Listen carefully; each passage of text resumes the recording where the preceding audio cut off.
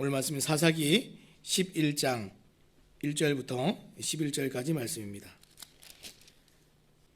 다 찾으신 줄 알고 제가 봉독하겠습니다. 길르앗 사람 입다는 큰 용사였으니 기생이 길르앗에게서 낳은 아들이었고 길르앗의 아내도 그의 아들들을 낳았더라. 그 아내의 아들들이 자라매 입다를 쫓아내며 그에게 이르되 너는 다른 여인의 자식이니 우리 아버지의 집에서 기업을 잊지 못하리라 한지라. 이에 입다가 그의 형제들을 피하여 높 땅에 거주하매 잡류가 그에게로 모여와서 그와 함께 출입하였더라. 얼마 후에 암몬 자손이 이스라엘을 치려하니라. 암몬 자손이 이스라엘을 치려할 때에 길르앗 장로들이 입다를 데려오려고 높 땅에 가서 입다에게 이르되 우리가 암몬 자손과 싸우려 하니 당신은 와서 우리의 장관이 되라 하니 입다가 길르앗 장로들에게 이르되 너희가 전에 나를 미워하여 내 아버지 집에서 쫓아내지 아니하였느냐. 이제 너희가 환난을 당하였다고 어찌하여 내게 왔느냐 하니라.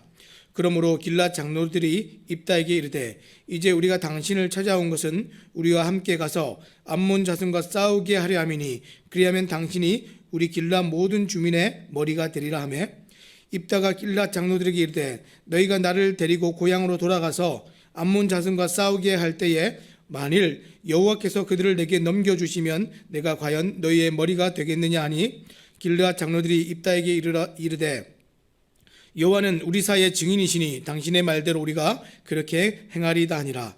이에 입다가 길르앗 장로들과 함께 가니 백성이 그를 자기들의 머리와 장관을 삼은지라. 입다가 미스바에서 자기의 말을 다 여호와 앞에 아뢰니라. 아멘. 오늘 우리가 상처가 빚어낸 사명이라는 제목을 가지고 함께 말씀을 나누기 원합니다. 상처가 빚어낸 사명입니다. 저희 아버지는 평생에 한이 되는 것이 있으셨습니다. 그게 뭐냐면 어린 시절에 워낙 이제 가난하던 이제 시절이다 보니까 일찍 아버지가 돌아가시고 먹고 살 것이 없으니까 어머니가 다른 집에 새로 시집을 가셨어요. 어린 저희 아버지만 남겨두시고 가셔서 저희 아버지가 할아버지 손에 이제 혼자 그렇게 자라셨습니다. 그러다 보니까 뭔가 이제 변변치 않게 자라는 과정 가운데 풍족하게 이제 자랄 수가 없었어요. 많은 이제 고생을 하셨죠. 그런데 이제 그 고생을 한 이야기보다 엄마가 나를 두고 갔다는 거예요. 내가 여기 있는데 나를 두고 간 그 사실이 어른이 돼서 자식들을 낳고 사는 그때까지도 평생 한이 되셔서 그 상처가 술을 드실 때마다 약주를 드실 때마다 늘 이제 그 얘기를 하십니다. 이런 게 이제 한이죠. 상처를 묵상하면 어떻게 됩니까? 이게 한이 됩니다. 저도 이런 묵상을 하는 안 좋은 이제 습관들이 어린 시절에 좀 있었습니다. 제가 굉장히 못됐었거든요. 예전에 이제 어린 시절에 부모님이 용돈을 주시잖아요. 용돈을 주셨는데 제가 그 용돈을 하루 만에 다 쓴 적이 있습니다. 한 달 쓰라고 주신 용돈이었는데 친구들 데리고 와서 내가 오늘 쏠게 그러면서 떡볶이 사고 뭐 사고 다 썼습니다.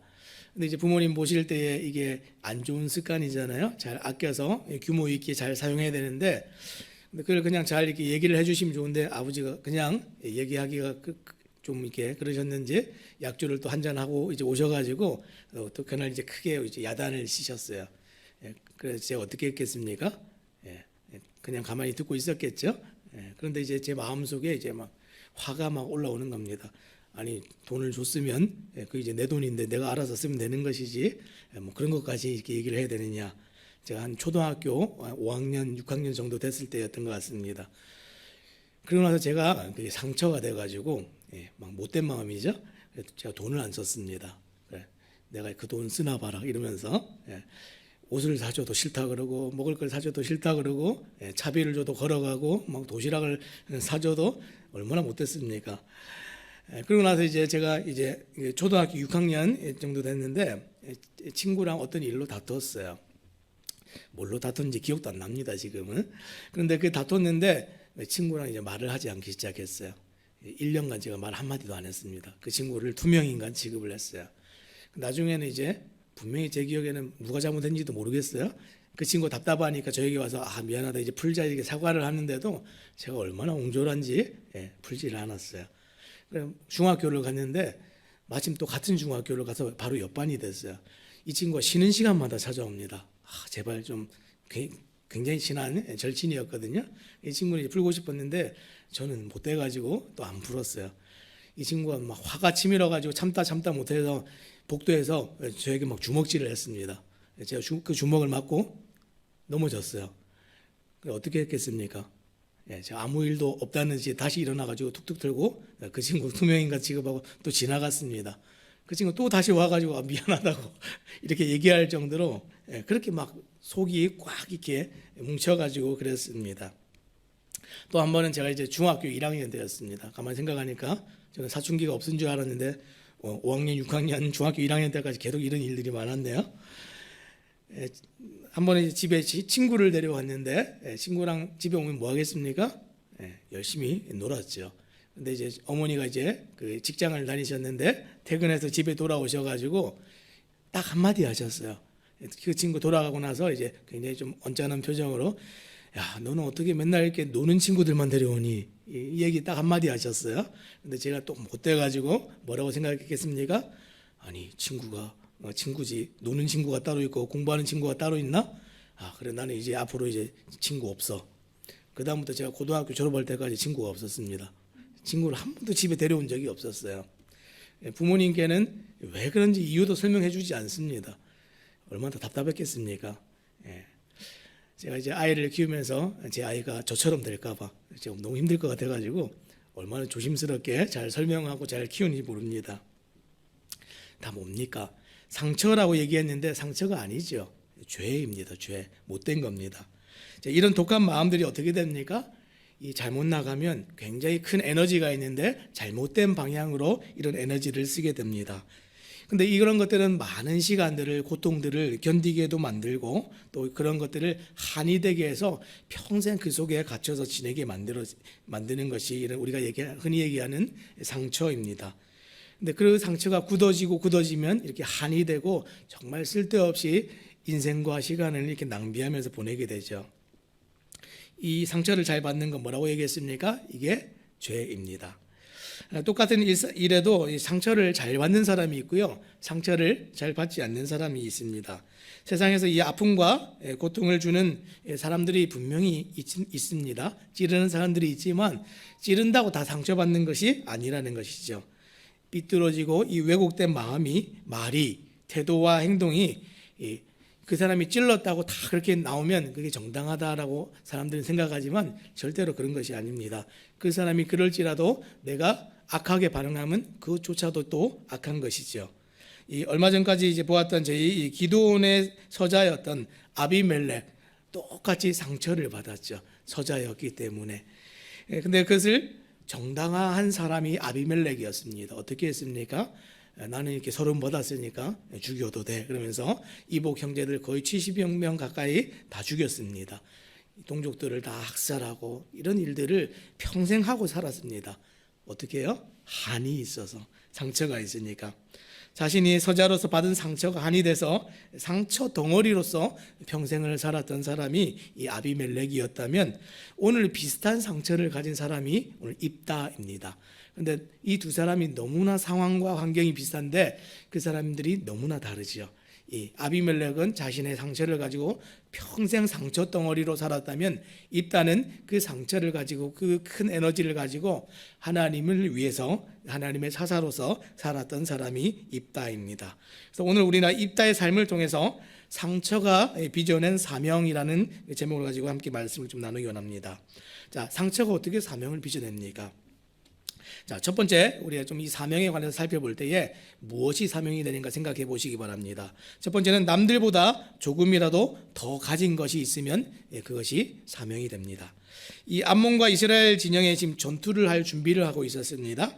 이 길르앗 사람들이 이 전투가 일어나니까 전사가 필요하죠. 용감하게 잘 싸울 사람들을 이제 물색할 때에 그때 오늘 우리가 보는 이 입다를 소개하는 장면이 이렇게 끼어듭니다. 무슨 얘기입니까? 성경이 이 일에 관해서 가장 적합한 사람이 입다라는 것을 지금 지목하고 있는 것입니다. 1절 말씀 읽겠습니다. 길르앗 사람 입다는 큰 용사였으니 기생이 길르앗에게서 낳은 아들이었고. 지금 길르앗 사람 입다를 소개하는데 두 가지로 소개를 했습니다. 첫 번째가 뭡니까? 첫 번째는 큰 용사였고, 두 번째는 기생이 길르앗에게서 낳은 아들이었다. 굉장히 비슷하죠. 앞에 이 아비멜렉과. 쉽게 말하면 그는 남들보다 지금 큰 힘이 있었고 큰 상처가 있었다. 두 가지로 이렇게 쉽게 설명할 수 있을 것 같습니다. 큰 재능이 있었고 힘이 있었고 큰 상처가 있었다. 큰 힘은 우리가 이해가 되는데 큰 상처가 어떻게 또 사명이 될 수가 있습니까? 그게 무엇인지 먼저 생각을 해보겠습니다. 자, 첫 번째, 큰 힘이 있었다 그렇게 얘기를 했는데 그것이 무엇이 되었든 남들보다 우리가 조금 더 가진 것이 있으면 그것이 큰 힘입니다. 먼저 이제 큰 용사다 이렇게 얘기를 했는데 직역하면 힘의 용사, 용감한 전사 이런 뜻을 가지고 있습니다. 싸움에 능했던 사람이고 이 싸우는 일이 이 사람에게는 재능이었고 은사였고 그랬습니다. 그러다 보니까 이 싸우는 전장에 늘 떠올리는 사람이 입다였겠죠. 자, 이러한 점은 그가 이 길르앗 백성들이 찾고 있는 정말 필요로 하는 그 순간에 필요로 하는 지도자가 맞았습니다. 사명을 감당할 때 내가 볼 때 재능이 아닐지라도 남들이 볼 때 나는 못하지만 너는 이거 우리보다는 잘하잖아.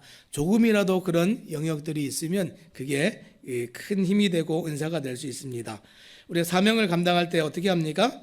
큰 재능이 아닐지라도 우리가 그런 영역들이 있으면 언제든지 하나님께서 그것을 들어서 크게 쓰실 수가 있습니다. 우리가 한 해가 다 지나가고 또 새로운 한 해들을 맞이할 때 사실 이 교회 사역에도 많은 필요들이 있습니다. 사람들이 다들 대부분 제일 먼저 사양하고 거절하는 게 뭡니까? 나는 은사가 없어, 재능이 없어, 할 줄 몰라, 안 해봤어. 그런데 딱 봐도 누가 봐도 잘하는 영역들이 있습니다. 하다못해 숨쉬기를 해도 남들보다 더 잘하는 사람들이 있습니다. 그렇죠? 이 교회 사역에 많은 것들이 소용이 되고 필요가 있는데 내가 남들보다 잘할 수 있는 은사들이 있고 하나님 주신 능력들이 있다면 그것이 어떻게 쓰일지는 하나님께 붙들릴 때 나타나는 겁니다. 절대로 내가 큰 힘이 있어서 큰 능력이 없어서 못한다 그렇게 얘기하는 것은 하나님 앞에 교만입니다. 자, 그런데 입다가 조금 더 가진 것 중에 뭐가 있었습니까? 큰 힘도 있었지만 큰 상처도 있었습니다. 연약함이 있고 취약함이라고 생각하는 상처가 있었는데 그것이 무엇입니까? 그는 기생의 아들이었습니다. 다른 어떤 번역본에 보면 지금 창녀의 아들이다 이렇게 번역해 놓은 번역본들도 있습니다. 출생이 얼마나 부적절했고 그 출생을 돌아볼 때에 얼마나 떳떳하지 않은 그런 출생입니까? 그런 출생으로 인해서 차별과 천대를 받고 모르긴 몰라도 가정과 사회에서 아마 학대가 있었던 것 같습니다. 2절 말씀 제가 한번 읽겠습니다. 길르앗의 아내도 그의 아들들을 낳았더라. 그 아내의 아들들이 자라매 입다를 쫓아내며 그에게 이르되 너는 다른 여인의 자식이니 우리 아버지의 집에서 기업을 잊지 못하리라 한지라. 이 아버지의 집에 가서 자라는데 지금 본인만 있는 것이 아니죠. 원래 아버지의 진짜 정실 부인이 있습니다. 그 부인에게서도 아들들이 나는데 이 아들들이 보니까 우리 집에서 난 자식이 아니에요.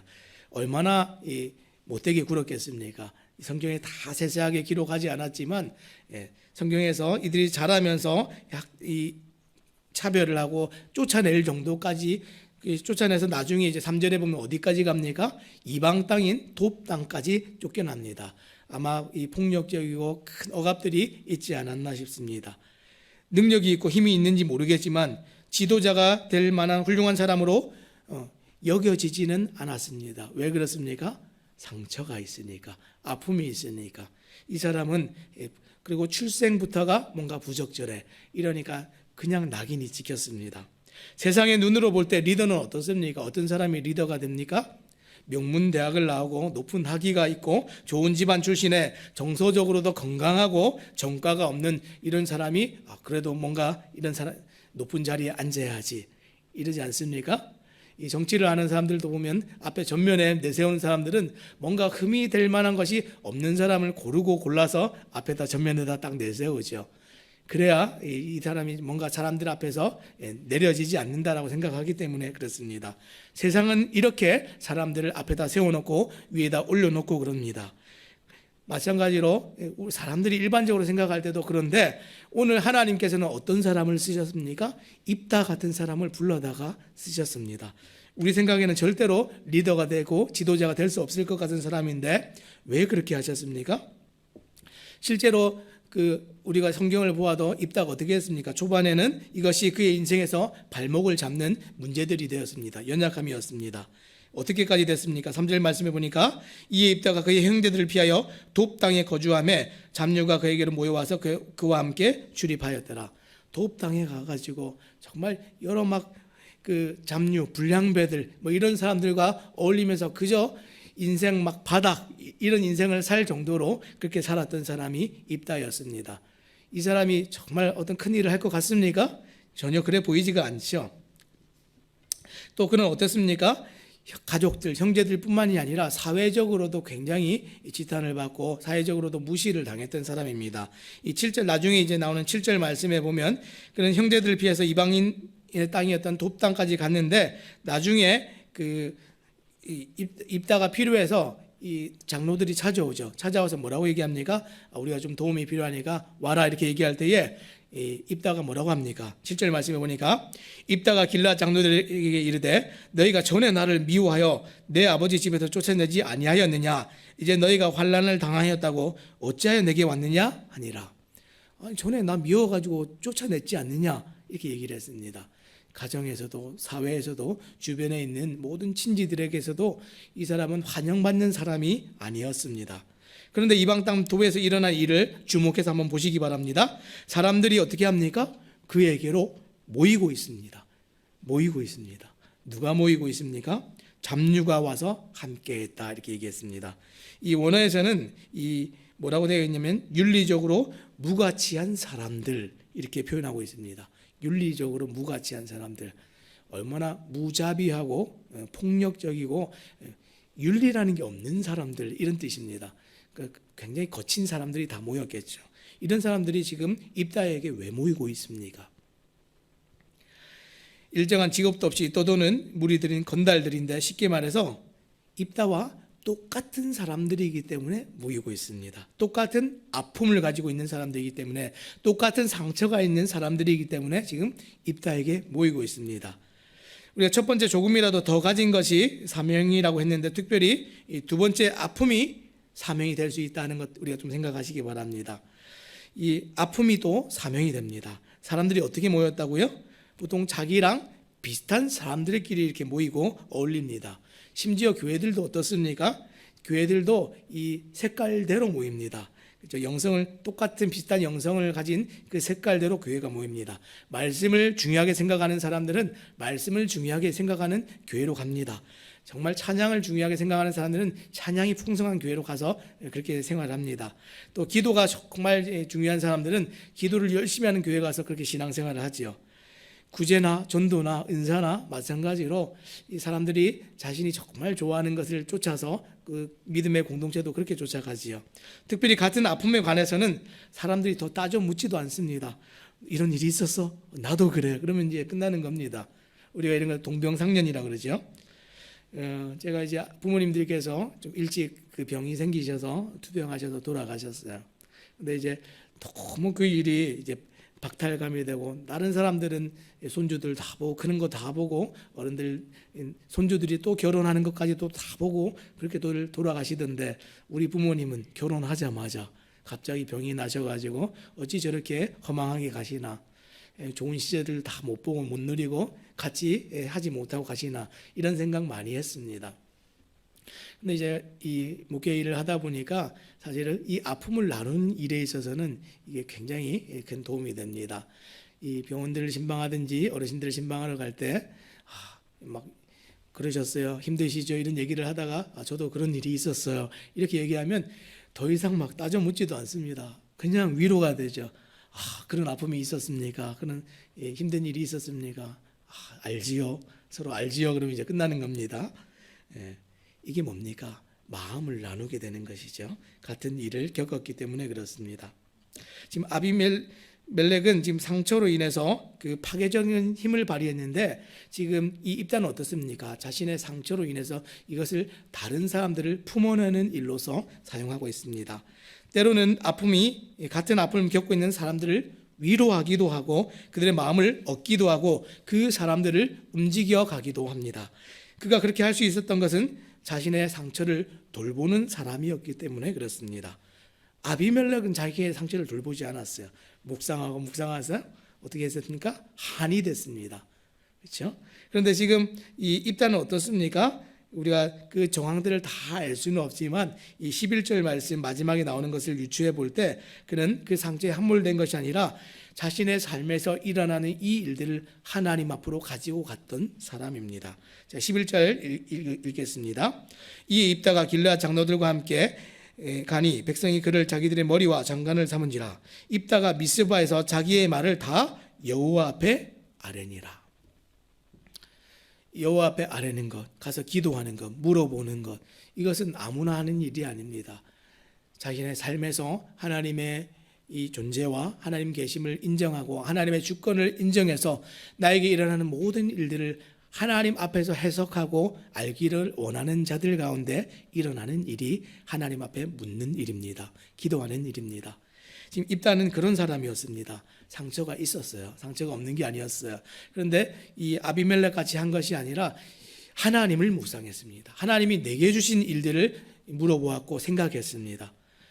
입다가 사사로 부름받았을 때 그가 여전히 하나님께 모든 말을 아뢰는 것을 볼 때 그는 집을 나가서 혼자서 이 잡녀들과 생활하는 중에도 계속해서 자신의 인생의 문제를 하나님 앞에서 이 상처와 아픔을 하나님 앞에서 보려고 노력을 했던 사람입니다. 사람들을 이 상처를 해결하고 하나님 앞에서 나의 문제들을 인지했을 때 사람들이 왔을 때 어떻게 합니까? 상처가 있는 사람들끼리 모이면 이게 더 커집니다. 어떤 때는. 그런데 입다가 이 사람들을 어떻게 했습니까? 이끌었고 보듬었습니다. 그래서 큰 일들을 이루어가죠. 하나님을 주권을 볼 때 일어나는 일들입니다. 이 비슷한 일이 요셉에게 있었습니다. 요셉은 어떤 상처가 있었죠? 상처하면 이 성경에 상처의 대명사가 요셉 아닙니까? 예, 형제들이 팔아버렸습니다. 그것도 종으로 팔았습니다. 돈 주고. 창세기 45장 5절 말씀에 보니까 나중에 이 형제들을 만났을 때 요셉이 뭐라고 합니까? 제가 형님들 팔아가지고 그때 얼마나 상처가 됐는지 아세요? 이렇게 얘기하지 않았습니다. 뭐라고 했죠? 창세기 45장 5절 말씀에 그는 하나님께서 이 일을 하셨습니다. 형님들 걱정하지 마십시오. 하나님께서 이 생명을 보존하시고 우리 가족을 구원하시기 위해서 당신들보다 먼저 나를 여기에 애굽에 보내셨습니다. 하나님이 하셨습니다. 요셉은 이렇게 얘기했습니다. 사랑하는 여러분, 사람들이 나를 찔렀다 생각하면 이거보다 큰 상처가 없습니다. 그런데 하나님께서 하셨다 이렇게 생각하면 어떻습니까? 정말 놀랍다, 경이롭다, 이런 반응이 나타나지 않습니까? 하나님 어찌하시고 이렇게 예비하셨는가? 아픔이 사명이 됩니다. 자, 마지막 세 번째는 부담감이 사명이 됩니다. 하나님이 입다를 지금 구원자로 일으키시는데 지금 그는 아무것도 아닙니다. 그저 이제 그를 설명할 수 있는 말은 오늘날로 소위 얘기하면 깡패 두목입니다. 이 불량자들을 다 모아가지고 정말 이방 땅에서 할 것이 없으니까 뺏고 도적질하고 싸워서 탈취해서 그걸 가지고 근근히 살아가고 있는 그 사람입니다. 할 줄 아는 거라고는 싸움 잘하는 것, 이건 하나입니다. 그런데 하나님께서 그의 인생에서 그를 높이 들어서 쓰시는데 이런 사람을 우리는 절대로 안 쓸 것 같은데 하나님 앞에서 중심이 바르고 기다리는 사람들 하나님 쓰십니다. 어떻게 했습니까? 사람들을 보내서 이 암몬과의 전쟁에서 이 입다를 쓰도록 하나님께서 그렇게 인도하십니다. 그래서 지금 5절과 6절 말씀해 보니까 어떻게 됐습니까? 암몬 자손이 이스라엘을 치려할 때에 길르앗 장로들이 입다를 데려오려고 돕 땅에 가서 입다에게 이르되 우리가 암몬 자손과 싸우려 하니 당신은 와서 우리의 장관이 되라 하니, 이렇게 얘기를 했습니다. 싸워야 되는데 딱 생각나는 사람이 누굽니까? 입다밖에 없습니다. 데리러 왔습니다. 그런데 입다가 어떻게 했습니까? 응합니까? 응하지 않습니까? 응하지를 않죠. 저 같아도 안 갑니다. 나 싫다고 버릴 때는 언제고, 이제 와가지고 막 자기들 아쉬우니까 도와달라고 안 갑니다. 못 돼가지고 저는. 근데 입다는 어떻게 했습니까? 처음에 얘기 따질 건 다 따졌죠. 7절 말씀 아까 보았던 것처럼, 아니 우리 아버지 집에서 나를 쫓아내고 다 이렇게 이방 땅까지 와서 나를 이렇게 살게 할 때는 언제고, 필요하니까 이제 나를 찾습니까? 따질 땐 따졌어요. 그런데 뭐라고 합니까? 하나님이 주신 상황인지 아닌지 그것을 보고, 그리고 그것을 볼 뿐 아니라 자기 안에서 자기도 모르게 일어나는 부담감이 있었습니다. 자, 9절과 10절 말씀 제가 읽겠습니다. 입다가 길르앗 장로들에게 이르되 너희가 나를 데리고 고향으로 돌아가서 암몬 자손과 싸우게 할 때에 만일 여호와께서 그들을 내게 넘겨주시면 내가 과연 너희의 머리가 되겠느냐 하니 길르앗 장로들이 입다에게 이르되 여호와는 우리 사이의 증인이시니 당신의 말대로 우리가 그렇게 행하리이다 하니라. 내가 만약 너희 말대로 돌아가서 이 싸움을 싸워서 하나님께서 이 일을 싸움에서 이기게 하시고 나의 손에 붙이시면 내가 너희 말대로 너희의 장관이 되겠느냐? 여호와께서 하신 일이면 그렇게 된다. 그렇게 해도 된다. 이렇게 얘기를 했습니다. 다짐을 받고 확신을 받고 하나님이 하신 일이라는 것에 서로 동의하느냐? 이것을 확인하고 갔습니다. 근데 이 말을 할 때에 이미 이 입다의 마음 안에 무엇이 있었습니까? 이 자신의 동족들을 향한 이 나라를 향한 부담감이 있었습니다. 부담감이 없는 사람이 물어보지도 않습니다. 가라 그러죠. 나를 학대했던 사람들, 나를 미워했던 사람들, 나는 안 도와줄 거야. 이렇게 하면 그만입니다. 근데 그 안에 이 부담감이 있었습니다. 그래서 이따가 어떻게 합니까? 이 사람들이 하나님께서 이 상황을 주셨다는 것을 확신하고 따라갔습니다. 어떻게 합니까? 이 부담감이 하나님으로부터 왔다는 것을 생각하고 그 일을 감당했습니다. 사랑하는 여러분, 지금 입다는 아픔이 많고 상처가 많고 삐뚤어지기에 너무 좋은 사람인데 하나님께서는 그를 어떻게 사용하셨습니까? 이 아픔이 무기가 되게 하셨습니다. 이 아픔을 딛고 일어나는 사람 중에 우리가 가장 잘 아는 사람이 이 윈프리라는 사람이 있습니다. 오프라 윈프리. 이 토크쇼의 아주 대가이죠. 우리가 잘 알듯이 그는 그 미혼모의 이 자녀였습니다. 그래서 할머니 손에 컸는데 크면서도 할머니가 이제 교회를 열심히 다니면서 이 아이를 교회로 데리고 갔습니다. 3살 때부터 그 말을 너무 잘하고 이 말씀을 너무 잘 암송해서 3살 때 별명이 전도사였습니다. 전도사. 근데 그가 어떻게 해서 그 자신의 이 상처들을 극복했는가 하는 이야기들은 많이 전해지고 있습니다. 오늘 우리가 나눴던 이야기들은 너무 비슷합니다. 첫째가 뭡니까? 남들보다 조금이라도 더 가진 것이 있어서 자기는 말 잘하는 재능이 있어서 이것을 사용해서 자기는 이 사람들에게 유익을 끼칠 수 있었다 이렇게 얘기합니다. 말 잘하는 거 그냥 별거 아닌 것 같은데 그것을 가지고 사람들을 도왔습니다. 둘째가 어떤 겁니까? 아픔을 사명으로 바꾼 사람입니다. 이 윈프리는 말도 못하게 많은 아픔을 가지고 있었습니다. 단순하게 가정이 어려웠을 뿐 아니라 나중에 이 할머니에서 어머니에게로 다시 갔는데 어머니 가정에서 자라면서 많은 삼촌들과 여러 사람들에게 강간도 당하고 어린 시절에 막 그 아이도 낳게 되고 이런 일들이 많이 있었어요. 흑인이었기 때문에 많은 차별도 겪고 이랬는데 그 아픔이 어떻게 됩니까? 이 오프라 윈프리 쇼에 나온 사람들과 공감하는 일로 이것이 사용이 되었습니다. 그래서 이 오프라 윈프리 쇼에서 이 많은 사람들이 이제 얘기하는 것은 그는 이 공감에 굉장히 탁월한 능력을 가졌기 때문에 사람들이 그를 좋아한다는 겁니다. 그래서 마지막 또 세 번째는 어떤 것입니까? 부담감이 사명이 된다 이렇게 얘기했는데 똑같은 일과 똑같은 현상과 똑같은 일상을 보고도 다르게 보는 사람들이 있습니다. 유독 부담감을 느끼는 사람들이 있습니다. 지나가다가 어려운 사람들 보면 지나치지 못하고 장애인들 보면 지나치지 못하고 필요들을 보면 지나치지 못하고 내가 소용돼야 된다고 생각하는 사람들이 있습니다. 특별히 하나님께서 지금 나를 부르시고 있다라고 여길 때 그 부담감을 감당하시기 바랍니다. 상처가 있어서 못하는 게 아닙니다. 내가 부족해서 못하는 게 아닙니다. 하나님께서는 오늘 입다 같은 사람도 쓰셨습니다. 새로운 한 해가 올 때에 여러 모양에서 내가 조금이라도 잘하는 게 있으면 상처가 있어도 그 상처로 사람들을 품어낼 수가 있으면 부담감을 주실 때 그 부담감을 감당할 마음들이 있으면 일하시기 바랍니다. 오늘 이 한 해를 지나면서 또 하나님께서 나에게 마음 주실 때 그렇게 또 일하시고 또 귀한 사역들을 또 감당하시는 또 우리 모든 성도님들 되시기를 주님의 이름으로 부탁드립니다. 기도하겠습니다.